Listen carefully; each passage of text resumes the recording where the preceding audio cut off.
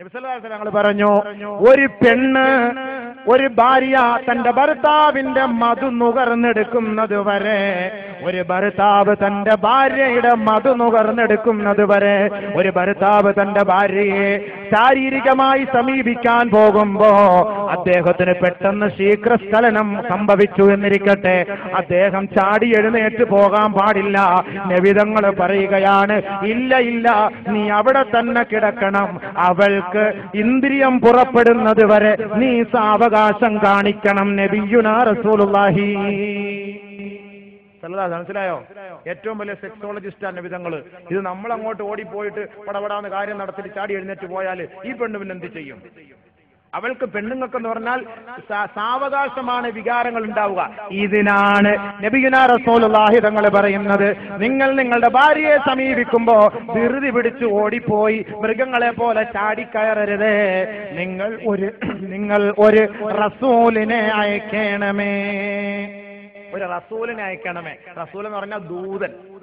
വിവാഹം കഴിച്ച് ഭാര്യയെടുത്ത് പടപടാന്ന് ചാടിപ്പോകാതെ ആദ്യമായിട്ട് അവളെ സമീപിക്കുമ്പോ ഒരു ദൂതനെ അയക്കണം. ദൂതനെ അയക്കണം എന്ന് പറഞ്ഞാല് മെല്ലെ അടുത്തിരുന്ന് അവളോട് സംസാരം നടത്തി, അവൾക്ക് ചെറിയ ചുംബനങ്ങളൊക്കെ നൽകി, അവൾക്ക് മെല്ലെ ഇക്കിളിപ്പെടുത്തി, അവളോട് കുറെ കാര്യങ്ങളൊക്കെ പറഞ്ഞ് ഒരേ കട്ടിൽ ഒരുമിച്ചിരുന്ന് കൈകൾ കോർത്തിണക്കി അങ്ങോട്ടും ഇങ്ങോട്ടും. ആയിഷ റളിയല്ലാഹു അൻഹ പറയുകയാണ്, കാന യമുസ്സുഹാ ബിലിസാനിഹാ കാന നബിയു സല്ലല്ലാഹു അലൈഹി വസല്ലം യുഖബ്ബിലുഹാ. അല്ലാഹുവിന്റെ റസൂൽ സല്ലല്ലാഹു അലൈഹി വസല്ലമ തങ്ങൾ ആയിഷ ബീവിയെ ചുംബിക്കുമായിരുന്നു.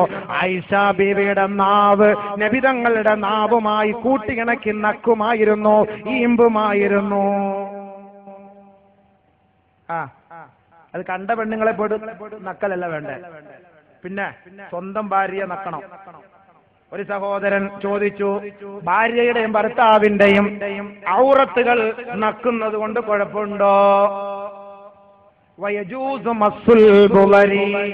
പച്ചയ്ക്കങ്ങ് പറയാ, നല്ലാണ്ട് ഇപ്പൊ എന്താ ചെയ്യാ? ഏറ്റവും വലിയ പ്രശ്നം ഇന്ന് അതാ. അതിനകത്ത് വല്ല പരിഹാരം ചെയ്യാൻ പറ്റുമോ എന്നുള്ളതാ. ഇങ്ങനെ മനുഷ്യന്മാർ ആലോചിച്ചുകൊണ്ടിരിക്കുകയാണ്. ആണിങ്ങടെ എന്താ സലാം സൗണ്ട് ഇപ്പൊ പൊട്ടിത്തെറിക്കുന്ന രംഗമാണ്. പഠിച്ചവനെ ദീൻ പറയല്ലേ, ഞാൻ അതീത് ചോദിച്ചല്ലേ പറയുന്നത്. ഫത്ഹുൽ മുഈനിലുണ്ട്, വയജൂസു മസ്സുൽ ബുലരി, പെണ്ണിന്റെ ഗുഹ്യഭാഗം നക്കുന്നത് കുഴപ്പമില്ല, ജായിസ്, ജവാസ്.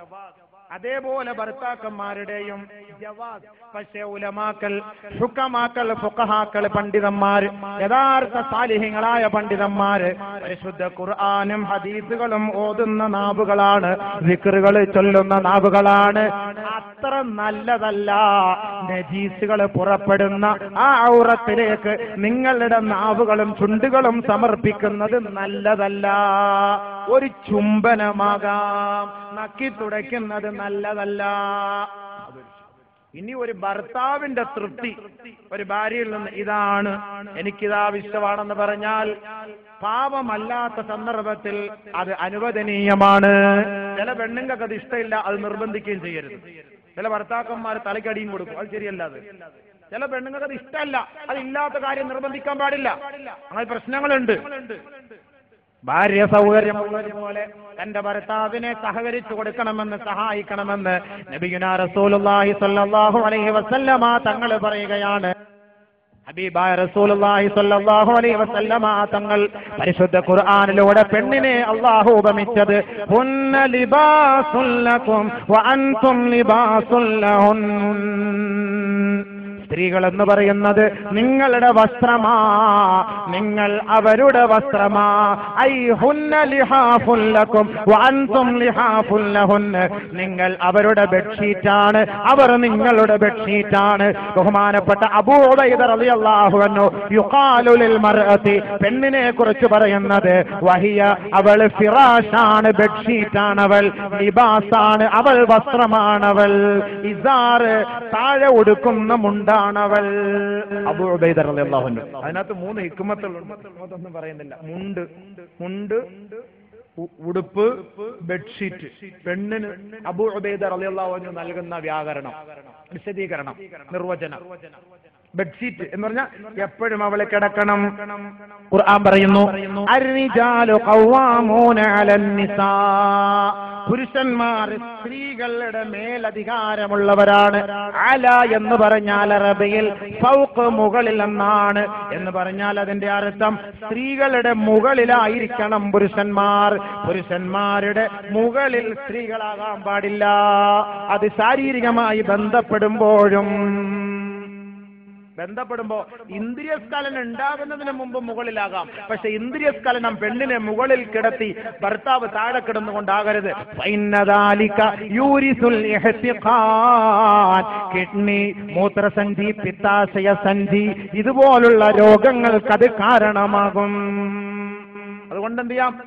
ബന്ധപ്പെടാം. പക്ഷേ ശീഘ്രസ്ഖലനം ഉണ്ടാകുമ്പോ ഭാര്യ താഴെ ഭർത്താവ് മുകളിൽ. അതാണ് ഖുർആൻ പറയുന്നത് നിസാഉകും ഹർസുൻ ലക്കും ഫഅതു ഹർസകും അന്നാ ശിഅതും. നിങ്ങൾ നിസാക്കൾ സ്ത്രീകൾ എന്ന് പറഞ്ഞാൽ അവർ കൃഷിസ്ഥലമാണ്, വിളനിലമാണ്. നിങ്ങൾക്ക് ഇഷ്ടമുള്ളതുപോലെ അവരെ സമീപിക്കാം. മിൻ ഐ ജിഹത്തിൻ ശിഅതും, നിങ്ങൾ ആഗ്രഹിക്കുന്നത് പോലെ. മിൻ ഖൽഫിൻ ഔ മിൻ വറാഇൻ ഔ ഖായിമിൻ ഔ ഖായിമത്തിൻ ഔ ഖാഇദത്തിൻ ഔ മുസ്തൽഖിയത്തിൻ ഔ മുൽതജിഅത്തിൻ ഔ മുഖ്ബിലത്തിൻ ഔ മുദ്ബിറത്തിൻ ഇലാ ഫീ ഹൈതു ഇലാ മൗളിഇൻ വാഹിദിൻ. പരിശുദ്ധ ഇസ്ലാം പഠിപ്പിക്കുകയാണ് നിങ്ങൾക്ക് നിങ്ങളുടെ ഭാര്യയുമായി എങ്ങനെ വേണമെങ്കിലും ബന്ധപ്പെടാം. ഇതുവരെ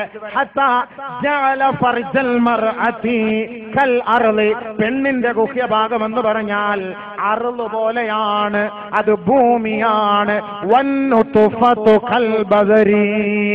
നാം അതിലേക്ക് വിസർജിപ്പിക്കുന്ന ഇന്ദ്രിയ തുള്ളികളുണ്ടല്ലോ, അത് വിത്തുകളാണ്.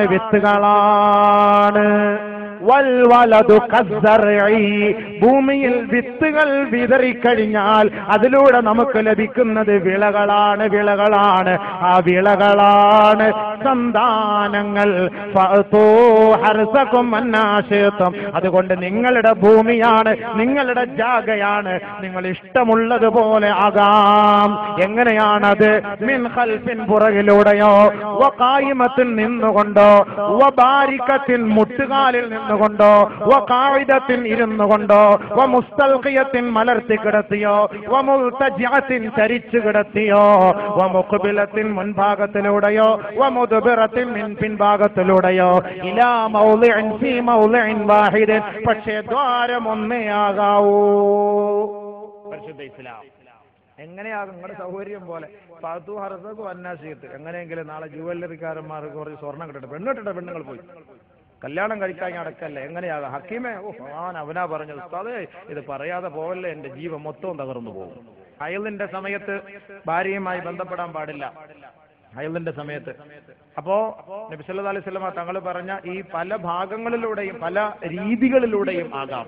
പിന്നെ അതിലും ചില ഫുഖഹ ഉലമാക്കൾ നമുക്കതാണ് മനസ്സിലാക്കേണ്ടത്.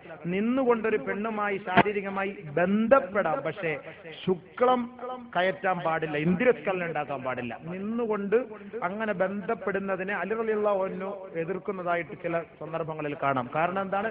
അതിലൂടെ മറ്റു ചില ശാരീരിക അസ്വസ്ഥതകൾ ഉണ്ടാകും. പക്ഷേ ബാക്കിയുള്ള കാര്യങ്ങളൊക്കെ നിന്നുകൊണ്ടാകാം. അതല്ലാത്ത ശാരീരികമായി ബന്ധപ്പെടുമ്പോൾ ഇന്ദ്രിയസ്ഖലനം ഉണ്ടാകുമ്പോൾ അത് കിടന്നുകൊണ്ട് തന്നെയായിരിക്കണം എന്നാണ് പരിശുദ്ധ ഇസ്ലാം പഠിപ്പിക്കുന്നത്. നിസാഉകും ഹർസുൻ ലക്കും ഫഅതു ഹർസകും അന്നാ ശിഅതും. എന്തിനാണിത്? നിങ്ങളുടെ സൗകര്യം അനുസരിച്ച് ഇതൊക്കെ ചെയ്യാൻ ഇസ്ലാം തരുന്നത് എന്തിനാ? നിങ്ങൾ നിങ്ങളുടെ ഭാര്യയെ വിട്ടിട്ട് മറ്റൊരാളുമായി ബന്ധപ്പെടരുത്.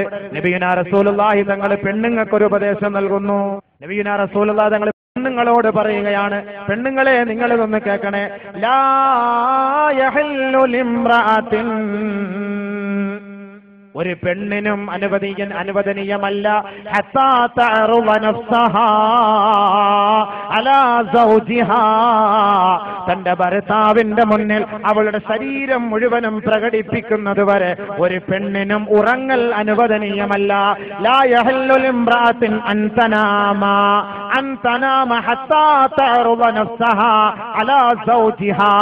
അല്ലാഹുവിന്റെ റസൂൽ പറയുകയാണ്, സഹോദരി, നിന്റെ ഭർത്താവ് പുറത്ത് വ്യഭിചരിക്കാൻ പോകാനുള്ളതിന്റെ പരമപ്രധാനമായ കാര്യം ഒന്നുകിൽ നിന്റെ ഭാഗത്തു നിന്നുള്ള വീഴ്ചയാണ്. ആ വീഴ്ചയ്ക്ക് നീ തന്നെ പരിഹാരം കാണണം.